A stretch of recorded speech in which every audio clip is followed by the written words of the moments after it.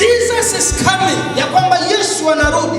Not once, not twice. Si mara moja au mara mbili. But Jesus is coming as a thief in the night. Matthew chapter 25. Tunasoma Injili kulingana na Mtakatifu Mathayo sura ya 25. I'll be taking from verse 1 to verse 13. Aya itakuwa ni ile ya kwanza kufika ya 13. Mathayo 25. Matthew 25. Mathayo 25 verse 1 to 13. Aya ni ya kwanza kufika 13.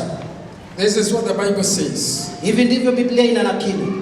Then the kingdom of heaven will be comparable to 10 virgins who took their lamps and went out to meet the bridegroom. Basi Biblia inasema wakati huo ufalme wa mbinguni utafanana na wasichana 10 waliochukua taa zao wakaenda kumlaki bwana harusi. 5 of them were foolish and 5 were prudent or were wise. 5 miongoni mwao walikuwa wapumbavu na 5 walikuwa wenye busara. For when the foolish took their lamps, they took no oil with them. Wale wapumbavu walipochukua taa zao, lakini hawakuchukua akiba ya mafuta. Prudent took oil in their flask along with their lamps. Lakini wale wenye busara walichukua mafuta katika chupa pamoja na taa zao. Now while the bridegroom was delaying, they all got drowsy and began to sleep. Na kwa kuwa bwana harusi alikawia kuja, wale wasichana wote walisinzia wakalala. But at midnight there was a shout, "Behold, the bridegroom, come out to meet him." Usiku wa manane kukawa na kelele, haya haya, bwana harusi anakuja, nendeni kumlaki. Then all those virgins rose and trimmed their lamps. Hapo wale wasichana wote wakaamka wakazitayarisha taa zao. The foolish said to the prudent, "Give us some of your oil, for our lamps are going out." Wale wapumbavu wakawaambia wale wenye busara, tupeni mafuta yenu kidogo, maana taa zetu zinazimika. But the prudent answered, "No, there is not enough for us and you too. Go instead to the dealers and buy some for yourselves." Lakini wale wenye busara wakawaambia, hayatatutosha sisi na nyinyi, afadhali mwende dukani mkajinunulie wenyewe. And while they were going away to make the purchase, the bridegroom came, and those who were ready went in with him for the wedding feast, and the door was shut. Basi wale wasichana wapumbavu walipokwenda kununua mafuta, bwana harusi akafika, na wale wasichana waliokuwa tayari wakaingia pamoja naye katika jumba la harusi, kisha mlango ukafungwa. Later the other virgins also came, saying, "Lord, Lord, open up for us." Baadaye wale wasichana wengine wakaja wakaita, "Bwana, Bwana, tufungulie." But he answered, "Truly I say to you, I do not know you." Lakini yeye akawajibu akawaambieni, kweli siwajui ninyi. Be on the alert then, for you do not know the day nor the hour. Kisha Yesu akasema, kesheni basi, maana hamjui siku wala saa. The title of the message this afternoon. Ujumbe wa somo la adhuhuri ya leo, are you ready to meet God? Je, uko tayari kukutana na Yesu? Are you ready to meet God? Je, upo tayari kukutana na Mungu? In the portion of scripture that we have read, katika sehemu ya maandiko tuliyoyasoma, this is Jesus. Huyu hapa ni Yesu who was giving this parable, aliyekuwa anautoa mfano huu of the 10 virgins. ya wanawali 10. One of the things I came to realize, jambo moja nalikuja kutambua in this parable, katika mfano huu, there was a delay, kulikuwa na kucheleweshwa, of the bridegroom coming. kwa bwana harusi kuingia kwake. He delayed coming, alichelewa kuja, whereas the virgins were waiting for him. wakati wasichana wanawali wale walikuwa wanamsubiri. But there was a delay, lakini kukatokea kucheleweshwa, of his coming. katika kuja kwake. That is important. Hilo ni jambo la And I muhimu, want you to note that. na ningependa uweze kunakili hilo. Number 2, Jambo la pili, when the time came wakati muda ulipowadia for the bridegroom to come in, kwa yule bwana harusi kuingia, there was a shout kukawa na kelele, that was declaring his coming in. kelele iliyotangaza ujio wake. Number 3, Jambo la tatu, I want you also to note nataka pale umakinike that Jesus advised kwamba Yesu alitoa shauri that we should watch and pray. ya kwamba inatupasa kwetu kukesha na kuomba. And this word watch here means Na neno hili la kukesha hapa la maanisha nini? be on alert. Uwe makini. And the message Na ujumbe wa leo will revolve around those areas. utazunguka kuhusu mambo hayo ya matatu. In the book of 2 Peter chapter 3, Katika kitabu cha Petro wa pili sura yake ni I ya want us 3. to get there, and today you should have a time to put down many scriptures. Kwa leo nataka tusome pale, na leo itawapasa kuandika maandiko mengi. 2 Peter Petro wa pili chapter 3, sura yake ya 3 verse number 3. aya ni ya 3. The Bible says, Biblia inasema, know this first of all, that in the last days mockers will come, who with their mocking, following their own lust, and saying, where is the promise of his coming? For ever since the fathers fell asleep, all continues just as it was from the beginning of creation. mkijua kwanza neno hili ya kwamba katika siku za mwisho watakuja na dhihaka zao watu wenye kudhihaki, wafuatao tamaa zao wenyewe, na kusema, iko wapi ahadi ile ya kuja kwake? Kwa maana tangu hapo babu zetu walipolala, vitu vyote vinakaa hali hiyo hiyo tangu mwanzo wa kuumbwa. Verse 7. Aya yake ni ya 7 ile. But by his word the present heavens and earth are being reserved for fire, for the day of judgment and destruction of ungodly men. Lakini mbingu za sasa na nchi zimewekwa akiba kwa ajili ya moto, na neno hilo hilo zikilindwa hata siku ya hukumu na kuangamia kwao wanadamu wasiomcha Mungu. I want to speak about the delay Ningependa nizungumze kuhusu kucheleweshwa for a moment, kwa kipindi fulani, and also speak about na hatimaye nizungumzie what will become of this earth as we know it today. kutatendeka nini kulihusu nyumba hii tunapoijua kama hivyo leo. It is written, even as we have read, Imenakiliwa kama vile tulivyosoma, that in the last days kwamba katika siku za mwisho there are people wapo watu who will be asking, watakao kuwa this wakiulizana, coming of the Lord, kuja huku kwa Bwana where is it? kuko wapi? Ever since days immemorial, Tangu siku za babu zetu we have heard of it, tumeishi kusikia, but nothing has changed. wala hakuna kilichotendeka na kubadilika. But I want to say this to you Lakini today. nataka niwatangazie leo, Delaying of the Lord coming kuchelewa kwa ujio wa Bwana does not mean that he is not coming. hakumaanishi eti kwamba haji.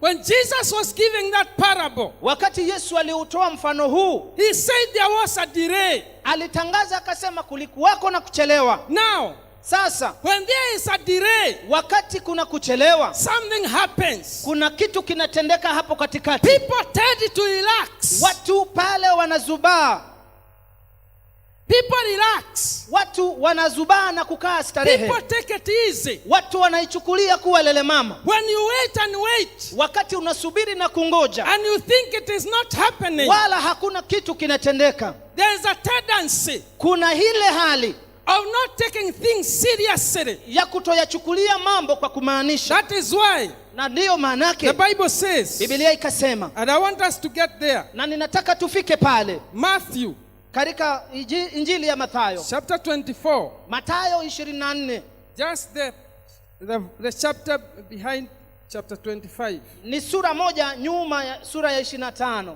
Jesus Yesu, because he knew kwa sababu alifahamu there will be a delay, kwamba kutakuwa na kucheleweshwa, he said these words. akayasema maneno And haya, I want you to note. na ningelipenda unakili hili. He says in verse 43, Anasema haya Yesu katika sura ya kumradhi, aya ya 43, Matthew 24. ni sura ya 24 ya Mathayo. But be sure of this, Lakini kumbukeni jambo hili, that if the head of the house had known at what time of the night the thief was coming, he would have been on alert and would not have allowed his house to be broken into. kama mwenye nyumba angejua siku mwizi atakapofika, angekesha wala hangeiacha nyumba yake mwenyewe ivunjwe. Verse 45. Aya ya 45, Who then is the faithful and sensible slave, whom his master put in charge of his household to give them their food at the proper time? Blessed is that slave whom his master finds so doing when he comes. Yesu akaendelea kusema, ni nani basi mtumishi mwaminifu na mwenye busara, ambaye bwana wake angemweka juu ya watu wake awape chakula kwa wakati wake? Heri mtumishi yule ambaye bwana wake atakapokuja atamkuta akifanya hivyo. Truly I say to you that he will put him in charge of all his possessions. But if that evil slave says in his heart, my master is not coming for a long time, and begins to beat his fellow slaves and eat and drink with the drunkards, the master of that slave will come on a day when he does not expect him, and at an hour which he does not know, and will cut him in pieces and assign him a place with the hypocrites. In that place there will be weeping and gnashing of teeth. Kweli nawaambieni, atamweka mtumishi huyo asimamie mali yake yote. Lakini kama mtumishi mbaya akajisemea moyoni, bwana wangu amekawia kurudi, kisha akaanza kuwapiga watumishi wenzake, akaanza kula na kunywa pamoja na walevi, bwana wake atakapokuja siku asiyoitazamia na saa asiyoijua, atamwadhibu vibaya na kumweka kundi moja na wanafiki. Huko kutakuwa na kilio na kusaga meno. When he saw that the master is delaying, alipoona kwamba bwana yake amechelewa, he was not prudent anymore. hakuwa mwenye busara tena. We are living at a time Tunaishi katika kipindi where, because people think that God or Jesus has delayed coming, ambapo watu wanawazia kwamba Yesu sasa anaonekana kuchelewa. people have relaxed. Watu wamestareheka. Now, about a week and a half ago, Yapata kama juma moja na nusu lililopita, I had a dream. nikapata ndoto. I rarely dream. Mimi kwa kawaida huwa sioti, And in this dream, na katika hii ndoto which shocked me, ikanishangaza. I saw as if rapture had happened. Nikaona kana kwamba unyakuo umetendeka. And when the Lord had come, Na wakati kipindi kile Bwana ametokelezea, it's like many people were surprised. nikana kwamba watu wengi walishangaa sana. I want you to note that they were surprised Nataka umakinike na hili kwamba watu walishtuka na kushangaa that he has come, eti kwamba Yesu amerudi, because they were not waiting for him. kwa sababu mwanzo hawakuwa tayari They were wakimngoja. not ready to meet him. Hawakuwa wamejiandaa kimbele They were kumlaki. busy with their own things. Walikuwa wameshughulika na mambo ya kwao. Note, Makinika na hili, when the bridegroom came wakati bwana harusi alikuja at midnight, wakati wa usiku wa manane, they were not sure what time he was to come, watu hawa hawakutarajia na hawakuwa na hakika ni wakati mgani atakuja, because many people think that Jesus has delayed. kwa sababu watu wengi wanafikiri Yesu anaonekana kuchelewa. They are not preparing for his coming. Hawajajiweka tayari kwa ajili ya ujio wa Bwana Yesu I Kristo. came with a message this afternoon Leo to around the church. nalikuja adhuhuri ya leo na ujumbe kwa kanisa Jesus is coming. ya kwamba Yesu anarudi. I want to repeat, Jesus is coming. Ninarudia kwamba Yesu anarudi. Let me say that time, Jesus is coming. Nasema mara ya tatu, Yesu anarudi. And when you know that he is coming, na wakati umejua kwamba Yesu anarudi, you are supposed to prepare for his coming. inakupasa kujiandaa kwa ajili ya ujio wake. Because if you don't prepare, Kwa sababu laiti usipojiandaa, the Bible says, Biblia inasema not once, not twice, si mara moja au mara mbili, that Jesus is coming as a thief in the ya night. kwamba Yesu anakuja kama mwizi wakati wa usiku. He's not going, there will not be an alert that will show you, or any sign that will show you he's coming in the next hour. Hazitatokea taarifa wala tangazo ambalo litakutaarifu kwamba Yesu anarudi. It will be an ordinary day. Itakuwa ni siku ya kawaida kama ile nyingine. It will be an ordinary day. Itakuwa ni siku ya kawaida. That is why the Bible says, Ndiyo manake Biblia inasema in Matthew 24, katika Mathayo 24, even as the days of Noah were, hata kama ilivyokuwa siku za Nuhu, they were eating and drinking, walikuwa wakinywa na kula, getting married, wakioa na kuolewa, until the day hadi wakati ule Noah entered the ark, Nuhu walipoingia kwenye safina, and the flood came na gharika ikaja and took them by surprise. ikawatwaa kwa mshangao.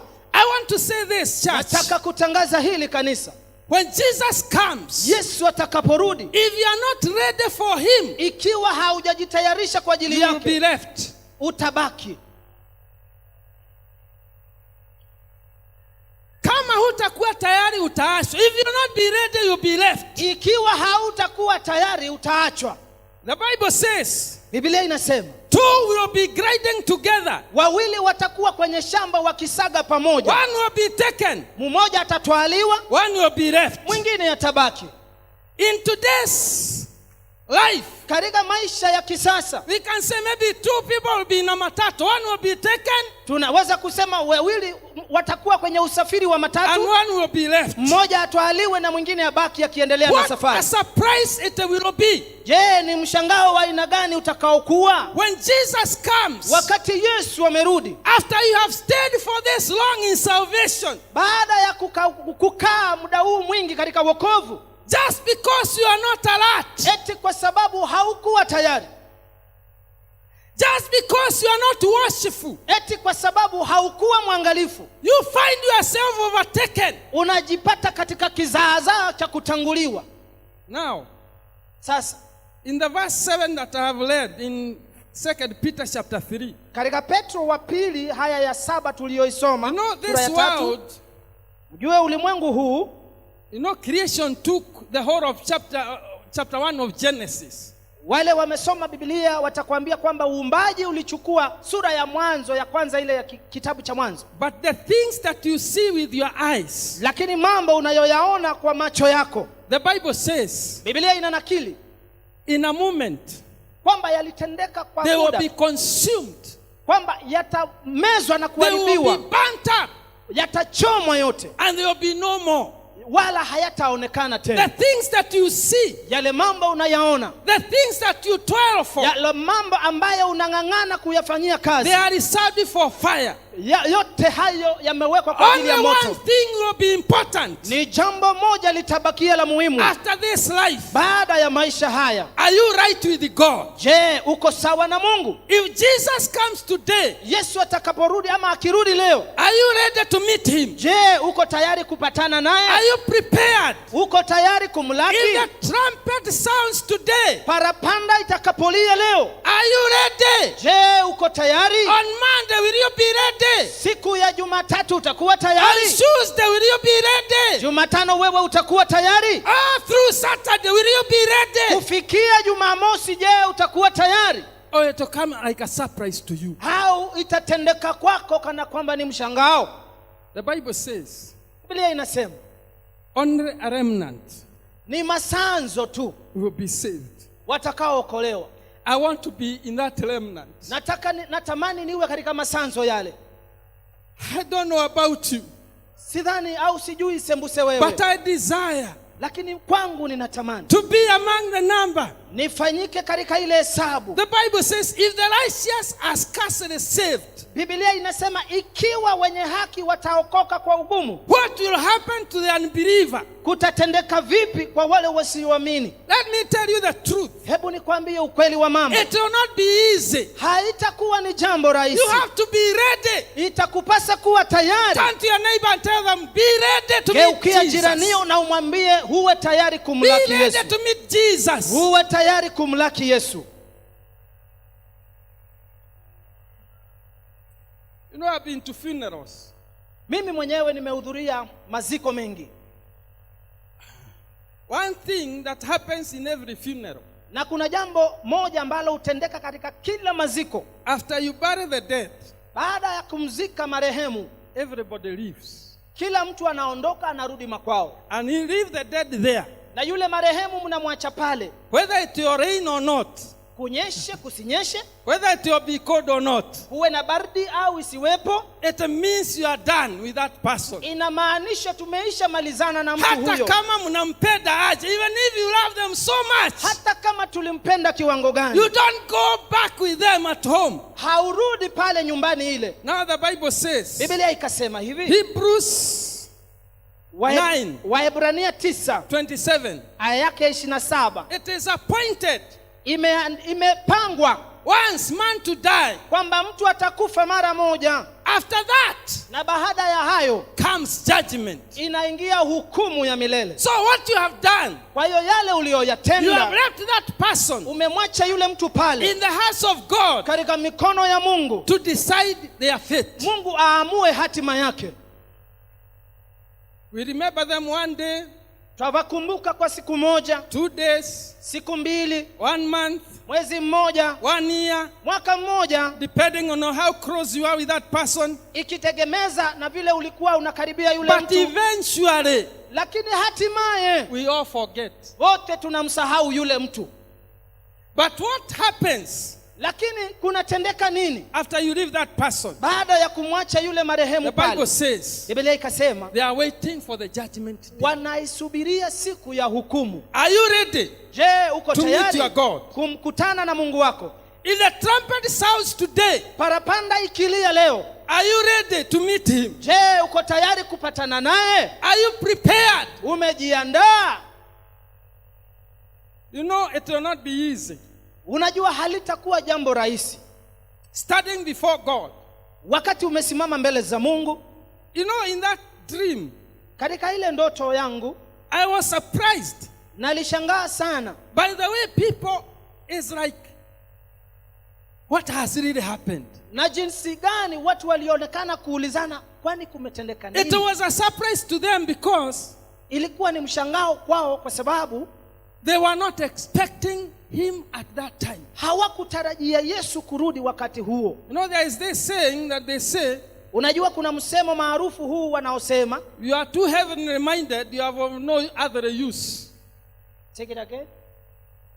You are too heavenly minded, Yaani wewe unajishughulisha sana na mambo ya mbinguni you are of no other use. kiasi kwamba unakuwa hauna umuhimu wa hapa duniani, Or the vice versa. au njia hii au upande ule mwingine.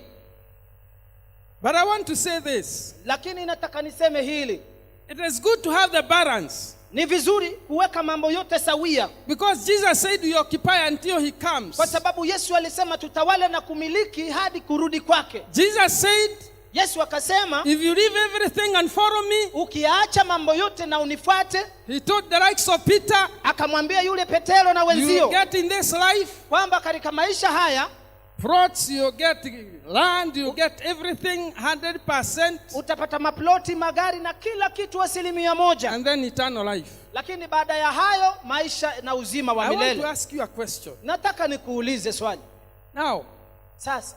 if I had a choice Ikiwa ningalikuwa na myself, uchaguzi kwangu mimi mwenyewe, either to be heavenly minded and be of no other use, nichague aidha niwe wa mambo ya mbinguni sana nisahau ya duniani, or be earthly minded au niwe na mambo ya duniani mengi and be of no heavenly use. na nisiwe na umuhimu wowote mbinguni. I would rather have the first one. Ningalipenda niweze kupata ile ya kwanza.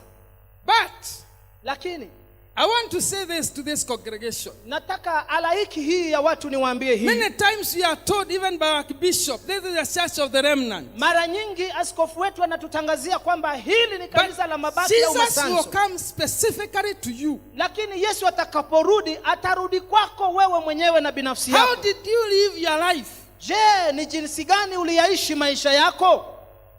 Are you ready to meet God? Je, uko tayari kukutana na Mungu? Because if you are not ready, Kwa sababu ikiwa hautakuwa tayari, it may be a surprise to you. itaweza kuonekana mshangao kwako.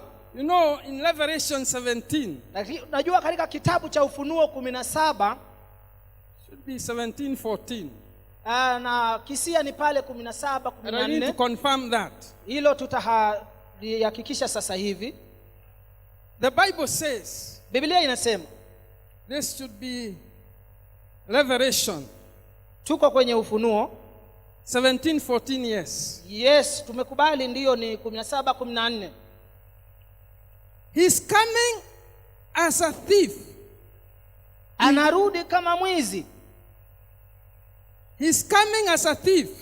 Anarudi kama mwizi. And even as he comes, Na hata kapokuwa anakuja, in verse 14, katika aya ya 14, the Bible says Biblia inasema that those that are with him, kwamba wale watakaokuwa pamoja naye, those that are with Christ, wale walio na Kristo, even as we say that he's coming as a thief, hata tunapotangaza kwamba anakuja kama mwizi, this is the qualification. hizi ndizo hitimu: They are called, kwamba wameitwa,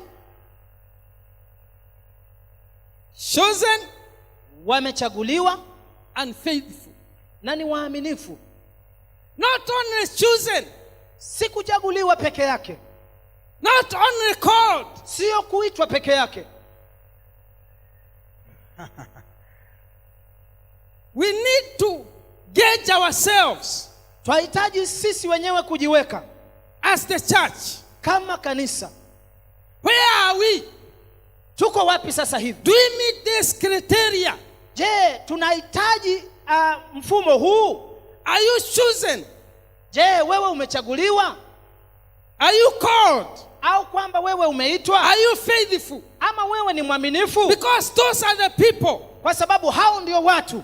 You know, we can say that it is not possible Unajua, tunaweza kusema kwamba eti haiwezekani in this generation and age. katika kizazi na maisha haya tunayoishi. Actually, Jesus said, unless those days be shortened, no flesh will be saved. Kwa kweli Yesu alisema siku hizo zisingalifupishwa, hata wenye haki hawangeokolewa. Hakuna mmoja But atakayeokolewa. because of the elect, Lakini ajili ya wale wenye haki waliochaguliwa, the days have been shortened. zile siku zikapunguzwa. Because of you, Kwa sababu yako, the days have been shortened. masiku yamepunguzwa. It is not easy, Sio jambo rahisi, but it is possible. lakini inawezekana. You have to decide, Lazima wewe uamue I'm going to heaven. kwamba ninakwenda mbinguni. Bwana asifiwe.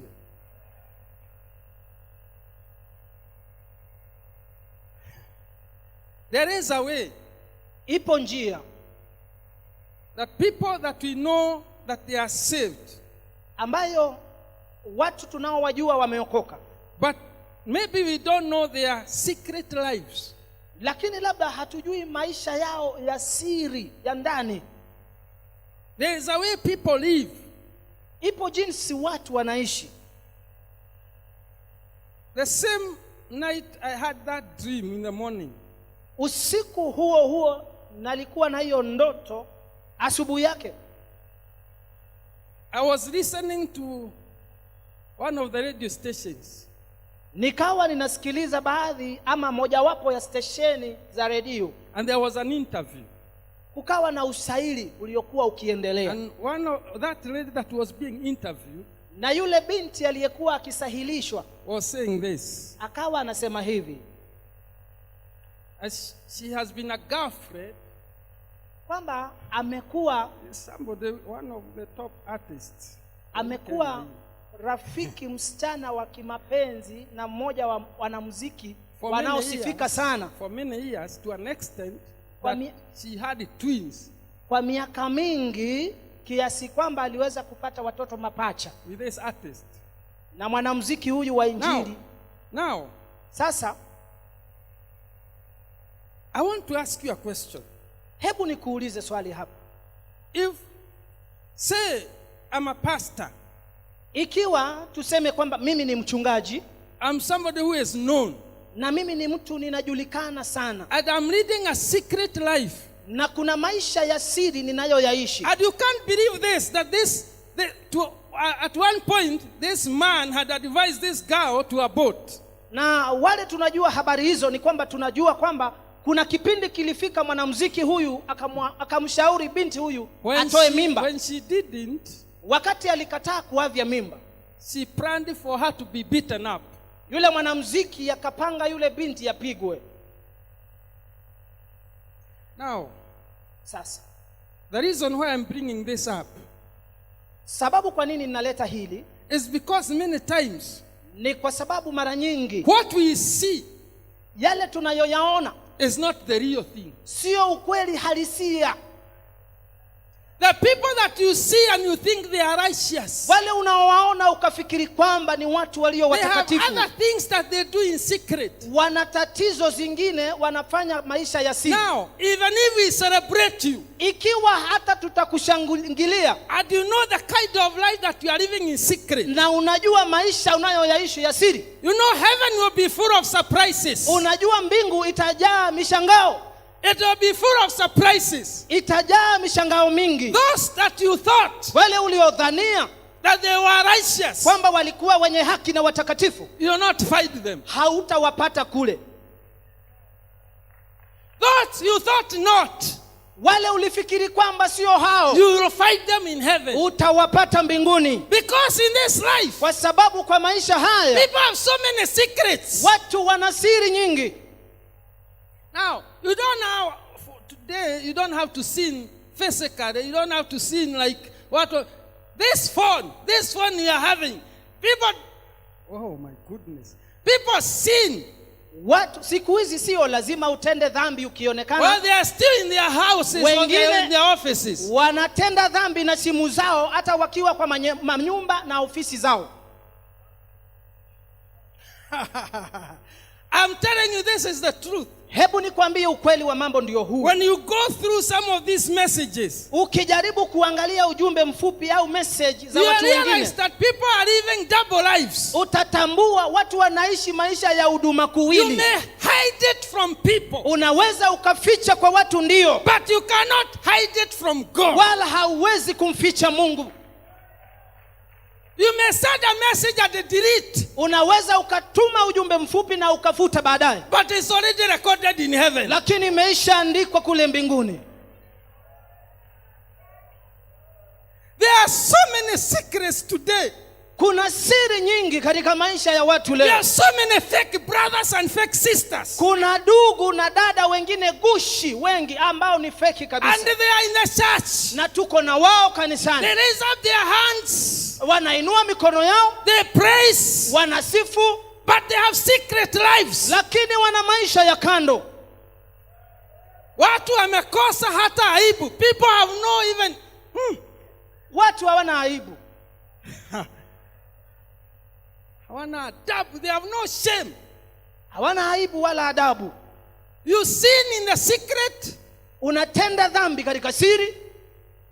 You are an adulterer, you are a fornicator, and you sing in the choir or wherever. You are, my goodness. Wewe ni mzinzi, ni msherati na And unaimba God kwaya. is looking at these things. Eti na Mungu anaangalia mambo haya. You know the day is coming. Unajua siku inakuja, There will be a separation kutakuwa na kutengana of sheep and goats. wa mbuzi na kondoo. There will be a separation. Kutakuwa na utengano. I know today there are not so many amens. Najua hii injili leo hata hamtaki But I kusema came amina, later with my amen anyhow. lakini wacha tukae na amina And I yetu. can say one right now, amen. Hata tunaweza sema moja, amen. You know, it's difficult to preach this message. It's not easy. Hii injili sio rahisi kuihubiri, But I have to preach it anyhow. lakini ilinipasa kuihubiri hata hivyo, Because it is the truth. kwa sababu ndio ukweli wa mambo. I would better tell you the truth afadhali nikwambie ukweli, so that you may make it to heaven, ili wewe ufike mbinguni, and celebrate you in your sin, na kuliko kukusherekea katika and dhambi yako, eventually you go to hell. na hatimaye uende jehanamu. We have to be real with ourselves. Inatupasa kuwa wakweli na halisi na binafsi We zetu. cannot cheat God. You cannot lie to God. Hauwezi ukampumbaza na kumdanganya You Mungu. can lie to your wife, you can lie to your friends, you can lie to, but you cannot lie to God because He is seeing you. Waweza ukamdanganya Mungu, rafiki zako na kila mtu, lakini huwezi kwa Mungu, manake anakuona. I'm telling you, I'm still in shock because Nakwambia nimeshangaa kwa what I sababu saw, yale niliyaona. so many people Watu wengi sana, halaiki were ya not watu ready. hawakuwa tayari. Let me tell you the truth. Hebu nikwambie ukweli, They were left. waliachwa. I know some of you have ever gone through this. Najua labda kuna wengine wamepitia Has it haya. ever happened to you? Because it has ever happened to me, not once, not twice. Labda imetendeka kwako kwa sababu kwangu ilitendeka si mara moja au mbili. You are with somebody in the house, Mlikuwa na mtu katika nyumba, and without your notice, na pasipo kujua wewe, for some reason, kwa sababu fulani, maybe they leave shortly. wanaondoka tu kwa haraka. And then when you come back, you are calling, something tells you, kwani rapture imefanyika, umeachwa. Ukirudi unajiuliza, You ask yourself, when you're looking, you think the other person has gone and you are left. unaangalia, unaona mtu ameenda na wewe umebaki. How many has ever gone through such an experience? Wangapi walipata tajriba hiyo? Many people. Amina, watu Hata wengi. wale hawainui mkono. Hata wengine wale wameinua na moyo. Now, Sasa and those who are not raising, they are more than, it's true. I know it happens. wale wameinua kwa moyo ni wengi sana, And then that thing hits you. na hilo jambo linakugonga What kabisa. if that I've been left? Unajiuliza, ingekuwaje kama mimi ndio I nimebaki? think we need to hear these messages more and more and more and more. Watu wanafaa kusikia ujumbe huu kila mara, Because the heaven you are talking about, kwa sababu mbingu we tunayoizungumzia, will live there forever, never, never. tutaishi mle milele na milele. And by the way, Na kwa taarifa zako, these blessings are supposed to follow us. baraka hizi zinafaa kutufuata sisi. What we are supposed to seek is the kingdom of God. Kile tunahitaji kutafuta kwanza ni ufalme wa Mungu. Dunia hii unang'ang'ana na this word that you are struggling with, the protein nini, Biblia inasema, have you ever seen the polythene bag being consumed by fire? That is how it is in a moment. The heavens and the earth will be no more. Katika punje tu ya kuangalia, dunia na mbingu zitakuwa zionekani, An eternity na umilele which will be forever, never, never. ambao utakuwa ni milele na milele daima dawamu. You are not taking notice. Hautatambulikana. Before we leave this house today, Kabla yetu kuondoka nyumba hii ya Mungu leo, all of us need to have an assurance. kila mmoja wetu anafaa kuwa na uhakika. You have to have an assurance Lazima huwe na uhakika that if Jesus comes back, kwamba ikiwa Yesu atarudi tena, I'll be ready to go. mimi nitakuwa tayari kwenda. Whole 3 chapters in the Bible. A whole 3 chapters in the Bible Kumradhi, sura 3 za Biblia zima where Jesus was the main character ambapo Yesu alikuwa ndio muhusika mkuu, were dedicated to his coming back or the rapture. zilitolewa kueleza na kutoa taarifa za kurudi kwake na unyakuo. That is Ndio hii Luke 21 Injili kulingana na Luka mtakatifu 21 from verse 5 all the way through. aya ya 5 hadi Matthew mwisho. 24, Injili ya Mathayo 24 the whole of it. sura yote nzima. Matthew 25, Mathayo 25 the whole of it. sura yote nzima. And it's Jesus who was speaking about these things. Na hapa ni Yesu anatangaza habari hizi. What troubled so much the first church Kile kilisumbua na kulikula kanisa la mwanzo is not troubling the last church. akisumbui wala kukula kanisa hili la mwisho. The first church Kanisa la mwanzo was so much concerned about righteousness lilihusika sana na kujihusisha na utakatifu, and cared less about money and the things of this world. na wala halikujali hata kidogo kuhusu mambo ya mali ya dunia hii na Today's pesa. church Lakini kanisa la siku hizi cares less about righteousness halijihusishi sana na utakatifu, and cares so much about money and things of this world. lakini linajali sana kuhusu pesa na mambo ya dunia hii. That is the truth and plain truth. Huo ndio ukweli ambao ni mtupu. We spend so much time Sisi tunachukua muda mwingi looking for the things of this world, tukizitafuta vitu za dunia things hii, that will be eliminated in a minute, in a vitu second, vitakavyomalizwa kwa dakika na sekunde moja, and we take so little time na wala hatuchukui muda mwingi to work on eternity. kuweza kuufanyia kazi umilele. Everybody, when you are dead, that is when people want to remember now God, they need to pray the final prayers. Kila mtu wakati amekufa ndio watu wote wanataka kumwomba Mungu waseme maombi ya mwisho. Only one thing is important. Ni kitu kimoja ambacho ni sahihi. Are you right with God? Je, uko tayari au uko sawa na Mungu? What dealings do you have in your day-to-day life? Una michakato ya mahusiko magani katika maisha yako ya kila siku? How do you live from Monday to Saturday? Unaishi vipi kuanzia siku ya Jumatatu hadi Jumamosi? Are you ready to meet your God? Je, uko tayari kumlaki Mungu wako? Are you prepared for eternity? Je, umejiandaa kwa ajili ya umilele? Many times it is written, he'll come as a thief. Mara nyingi imenakiliwa kwamba atarudi kama mwizi. One time, Wakati mmoja Morris Cerullo in the 90s mhubiri huyu Morris Cerullo katika miaka ya 90 said these words. aliyasema maneno haya: I know the exact hour mimi ninajua saa kabisa ni gani that Jesus will come. ambalo Yesu atarudi. And everybody was waiting to hear. Na kila mtu akasubiria asikie. He said, Akasema, the hour you think not. ni ile saa wewe haufikiri. The hour you think not. Lisa, I'm telling you, it will be an ordinary day. nakwambia kwamba itakuwa ni siku kama ile There nyingine. will be no drama. Hakutakuwa na drama. There will be no earthquake. Hakutakuwa na It mtetemeko will wa be ardhi. just an ordinary day. Itakuwa ni siku ya kawaida. And some people will vanish, Watu wengine watapotea and some will wasionekane, remain. na wengine wataachwa. I'd better work from now on Afadhali ningalijifanyia kazi kuanzia sasa on my going kuhusu kwenda kwangu, and not staying. wala sio kubaki kwangu. There are people who feel this world is too good.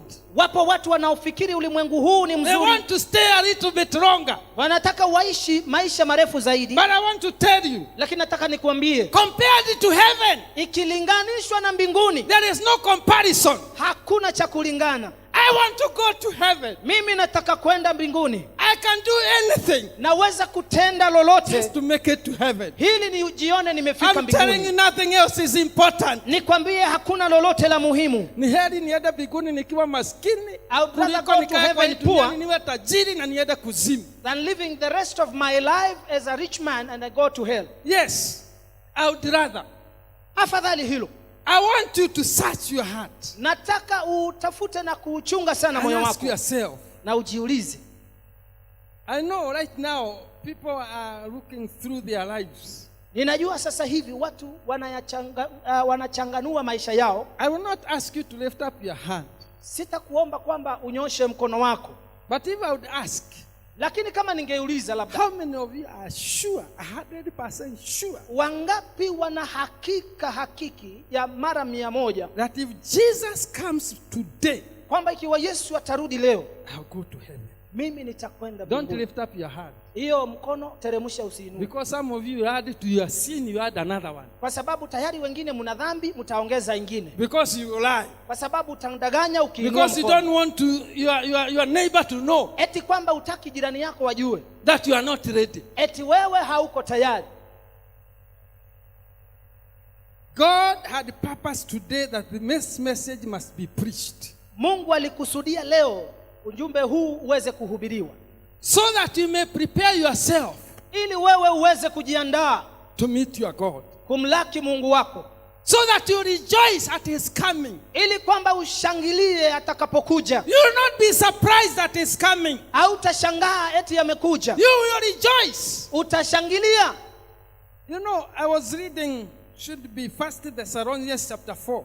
Nilikuwa nikisoma pale wa Thessalonika wa kwanza sura yake ya 4 from verse 15 to 18. Aya ni ile ya 15 hadi 18. That is where the Bible talks about those who are dead in Christ will rise first. Pale Biblia inasema kwamba waliokufa ndani ya Kristo watafufuka mwanzo. And us who are alive will join them. Na wale wengine watakaokuwa hai wataungana pamoja na wao. To meet the Lord in the air. Kuweza kukutana na kumlaki na Yesu mawinguni. But now, lakini hapa I was troubled about verse 18. Nikasumbuka sana na aya ya 18. Because it says, kwa sababu inasema, comfort one another with these words. Farijianeni wenyewe kwa wenyewe na maneno haya. I'm asking myself, nikajiuliza, how are we going to comfort one another? Tutawezaje kumfariji kila mmoja? When if we hear that he is coming, wakati tukisikia kwamba yuarudi, we will be terrified. Tutatetemeka. That tells you the first church. Hiyo inakwambia kanisa la mwanzo was so much awake. Lilikuwa macho sana. Was so much ready. Lilikuwa tayari sana. You know, today even the praise of the Lord has gone. Unajua siku hizi Bwana asifiwe inasemwa kwa sauti ya upole. It is gone. It's no longer even there. Mara nyingi haipo. Even we communicate, we say hi. Mara nyingi tukiongeleshana tunasema hello, hi. I long for those days when you used to meet with a brother and you give testimony. Natamani hizo siku ukikutana na ndugu ulikuwa unamwambia Bwana asifiwe alafu unatoa ushuhuda. Today no testimony. Siku hizi ushuhuda haupo. No praise the Lord. Hakuna Bwana asifiwe. If you say praise the Lord to somebody, wengine ukiwaambia Bwana asifiwe, you think something is wrong with you. Wengine watauliza wewe uko na akili tahira. Which times are you living? Unaishi katika nyakati gani wewe? Do you know in those days? Je, unajua siku zile? They were not greeting praise the Lord. Ikiwa haukuwa ukisalimiana Bwana asifiwe. The greeting was Maranatha. Swali ama salamu ilikuwa ni Maranatha. Maranatha meaning, ikimaanisha hivi, the Lord is coming. Bwana yuarudi.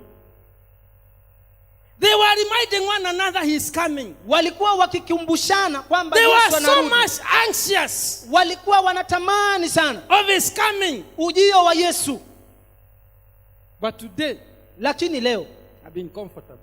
Wengine tumestareheka. By the way, kwa taarifa zao, hii dunia ambayo unang'ang'ana nayo, baba wa babu yako na babu walikuja wakaiacha. Hata utaiacha. But you know, when they take you to that grave, unajua siku ya mwisho kapelekwa pale kaburini,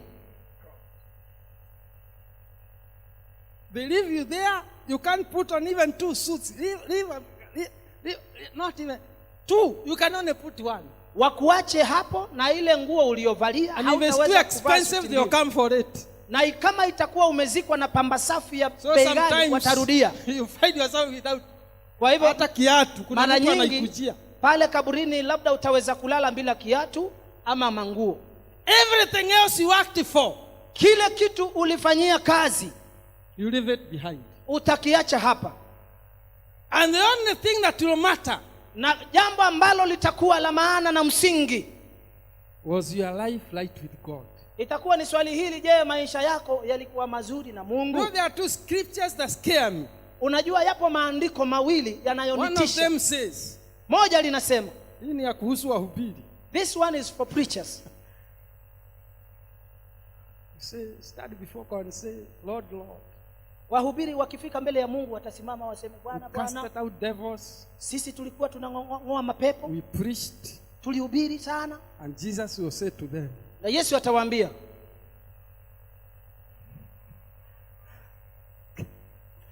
I never knew you. Mimi sikuwajua. After all the struggles, after all the years I've preached, baada ya kung'ang'ana na kuhubiri na kwa watu miaka hii, Yesu anijui. You know, you can be so busy. Unajua unaweza jishughulisha sana acting, ukiigiza tu. You can be so busy. Unaweza ukawa na shughuli nyingi. And you know, people are very good in shouting and celebrating you, but I'm telling, whether they celebrate you or not, kwa kaburi utaingia peke yako. Watu ni wazuri sana kwa kukupigia makelele. Even those who love you to death, hata wale wanakupenda hadi kifo, hawatakubali kuingia nawe kwa kaburi. They will never agree to go down into the grave with you. Wataenda nyumbani na wataenda wakule. Watakwenda nyumbani, they will go back to their homes and eat. They eat and sleep. They eat, watakula na watalala. And forget you. Na kisha watakusahau. Tumemwachia Mungu. We have left him with God. When I was helping you, I was doing all that, I was thinking.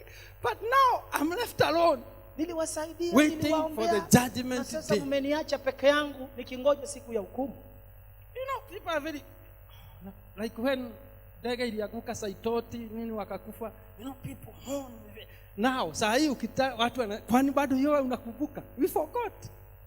Watu wanaulizana, Kijana wa Marwa, it was a national burial, but now you can't even. My God. Walipewa wote hao mazishi ya kitaifa, lakini hatuwakumbuki kamwe. The only thing that is important. Jambo ambalo ni la msingi. Are you right with God? Je, uko sawa na Mungu? I pray this afternoon. Ninaomba alasiri ya leo, all of us will leave this building. Wote tutaondoka jengo hili. With an assurance. Tukiwa na hakiki. With an assurance. Tukiwa na hakiki, au ukipenda hakikisho. That we know beyond any reasonable doubt that we are right with God. Kwamba tunajua pasina shaka yoyote kwamba maisha yetu yako sawa na Mungu. Are you ready to meet with your God? Je, uko tayari kukutana na Mungu wako? Are you ready to meet with your God? Je, uko tayari kukutana na Mungu wako? Close your eyes. Yafumbe macho yako. Close your eyes. Fumba macho yako. Kila mtu fumba macho yako. Even if you don't normally close your eyes, close them today. Hata kama kwa kawaida haufumbi macho, yafumbe leo kwa mara ya Close your kwanza. eyes. Fumba macho yako. This is important. Hili ni jambo la muhimu. Father, Baba, I give you honor. nakupa heshima. This is the moment. Huu ndio wakati. This is the time. Hii ndilo saa. You know the hearts of your people. Unajua mioyo ya watu wako. Their lives is open before you. Maisha yao yapo wazi mbele zako. It is not hidden. Wala hayajasitirika. Father, speak to your people. Baba, ukanene na watu wako. Right now. Sasa hivi. As you close your eyes. Napofumba macho yako. If you are not sure. Ikiwa bado hauna hakikisho. 100% sure. 100% kwamba una uhakika. That if Jesus comes back today. Ikiwa Yesu atarudi hii leo. You will go to heaven. Wewe utakwenda mbinguni. Raise up your hand. Nyosha mkono wako. Raise up your hand. Nyosha mkono wako. You are not 100% sure. Hauna hakikisho la 100%. Can see those hands. Ndio mikono hiyo ninaweza iona. You are not 100% sure. Please stand. Hauna uhakikisho wa mara 100%. Tafadhali Men don't simama. matter. Please stand on your feet. Usijali na watu, If you simama are not katika miguu yako. 100% sure Ikiwa hauna hakikisho that if Jesus 100% comes in the next minute, kwamba Yesu akirudi dakika you ifuatayo, go to heaven. wewe utakwenda mbinguni. Stand up on your feet in Simama Jesus' katika name. miguu yako kwa Stand jina la up on Yesu. your feet in Jesus' name. Simama miguuni pako kwa jina la Yesu. You are not 100% sure. Wewe hauna hakikisho ya mara 100%. If Jesus comes, Ikiwa Yesu atarudi leo, you go to heaven. wewe utakwenda mbinguni. Thank you for those who have stood. Asanteni kwa uaminifu wenu na This kusimama. message came because of you. Ujumbe huu ulikuja kwa ajili yenu. I want you to make a step forward Nataka mchukue hatua nyingine. so that you may make your life right with God. Msoge muje hapa mbele ili muyafanye maisha yenu Come sawa na forward Mungu. in Jesus' name. Songa mbele katika jina la Yesu. Songa mbele kwa jina la Yesu. Even if it was one person, that is enough. That would Hata be kama atapatikana mtu mmoja, hiyo inatosha. Thank God for all Lakini those who are tunamshukuru coming. Mungu ajili ya watu wote hawa. You want to make sure Wataka uhakikishe that your life kwamba maisha yako is right with God. yapo sawa na Mungu. Come forward in Jesus' name. Njoo hapa mbele katika jina la Yesu. Thank you, Jesus. Asante Yesu. Father, I give you praise. Baba, ninakupa sifa. Father, I give you honor. Baba, nakupa utukufu. Come forward in Jesus' name. Njooni hapa mbele katika jina la You Yesu. want to be sure Wataka uwe na hakikisho that your life ya kwamba maisha yako is right with God. yako sawa na Mungu. Yes, they are coming, Ndio wanakuja, but they are coming on their own behalf, not on your behalf. lakini wanakuja kwa binafsi If zao, you are still wala seated sio there, kwa ajili yako. Ikiwa bado umesalia pale umeketi, Please move forward tafadhali tunakuomba songea mbele in the name of Jesus. katika jina la Yesu. This is important. Hili ni jambo la muhimu. Thank you, Father. Asante Baba. Yes, brother, come. Karibu ndugu. Don't be ashamed.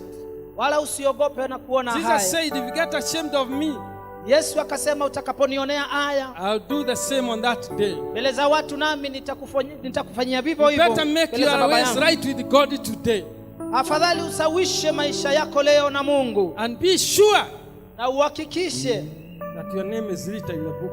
ya kwamba jina lako imeandikwa katika The Lamb's Book kitabu of Life. cha uzima cha mwanakondoo. Thank you, Jesus. Asante Yesu. Yes, come. Endeleeni kuja, tunawangoja. Please come Tafadhali njooni, to make sure kuhakikisha tu that Jesus comes. kwamba ikiwa Yesu atarudi. Thank you for Asante. choosing to come. Asante ajili ya kuchagua kuja. Your life Maisha yenu will be transformed. yatabadilishwa, And it is my prayer that from this day forward, na ni ombi langu tangia sasa kwenda mbele, you live cautiously. mtaishi maisha ya I kujihadhari know there are sana. many people who are seated, Najua wengine wamebaki kule wameketi, because that is the truth. kwa sababu huo ndo ukweli. Some of you, Wengine wenu because of your position, kwa sababu ya cheo na nafasi because people zenu, know you, you are a leader. kwa sababu watu wanakujua wewe ni kiongozi, But God knows your heart. lakini Mungu anajua moyo wako. Mine is to do what Jesus asked me to do. Langu ni kufanya kile Yesu aliniomba nifanye. Thank you, Father. Asante Baba. Glory to God in the highest. Utukufu kwa Mungu aliye juu. And if you are not saved, Na ikiwa bado haujaokoka, you need to be here, unafaa uwe hapa mbele, because you need to make your ways right with God. kwa sababu unahitaji kufanya njia zako sawa na Mungu. Hallelujah. Haleluya. I want you to close your eyes. Uliokuja hapa mbele, tunaomba mfunge macho yenu. I want you to close your eyes. This is Nataka important. mfunge macho yenu. I want you to pray this prayer after me. Urudie maombi haya baada ya mchungaji. Sema, Bwana Yesu. Bwana Yesu, Sema na nguvu, Bwana Yesu, naja kwako siku ya leo. Nimeona siko tayari kukutana na wewe, lakini nimeamua siku ya leo kufanya mambo iwe sawa. Nisamehe dhambi zangu, unikubali Bwana Yesu, unitakase, unipe nguvu za kuishi maisha matakatifu. Nisaidie Bwana Yesu kutembea na wewe katika maisha haya, ili siku moja nikutane na wewe mbinguni. Asante Bwana Yesu kwa kunikubali na kunitakasa, kwa jina la Baba na Mwana na Roho Mtakatifu nimeomba na kuamini. Amen. Amen. Tupigie Bwana Yesu makofi. mpe Yesu sadaka zuri ya makofi. God bless you. Mungu awabariki. If you have not given your life to Jesus, is your first time, you can lift up your Ikiwa hand. hii ni ndo mara yako ya kwanza kumpa Yesu maisha yako, tafadhali Yes, tuonyeshe yes, kwa kunyosha thank you. mkono. Asante. Yes, I can see those hands. Wale wameokoka mara ya kwanza, It's your first time to get saved. mara Please yako ya move kwanza forward. hii kuokoka, tafadhali songa hapa mbele. Anybody else out there, Na wale wengine kule, you have not given your life to Jesus? je, kuna mtu bado hajampa Yesu maisha yake? The rest of you can leave. Basi mliokuja hapa mbele naweza kurudi. Wale wengine Go back to your seats. rudi katika viti vyenu, And because we have prayed that prayer, na kwa sababu tumeishaomba ombi hilo, now you are saved. sasa hivi mumeokoka.